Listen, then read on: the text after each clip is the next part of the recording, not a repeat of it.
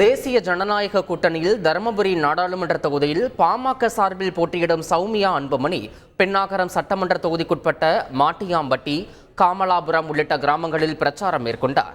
தருமபுரியில் நிலவும் பிரச்சனைகளை தீர்த்து வைக்க மாம்பழ சின்னத்திற்கு வாக்களிக்குமாறு அவர் கேட்டுக்கொண்டார். பாமக கௌரவ தலைவர் ஜி.கே. மணி, தருமபுரி சட்டமன்ற உறுப்பினர் வெங்கடேஸ்வரன், அமமுக மாவட்ட செயலாளர் டி.கே. ராஜேந்திரன், கூட்டணி கட்சி நிர்வாகிகள் உடன் இருந்தனர். செல்லும் இடங்களிலெல்லாம் சௌமியா அன்புமணிக்கு மக்கள் ஆரத்தி எடுத்தும் மலர்களை தூவியும் உற்சாக வரவேற்பளித்தனர்.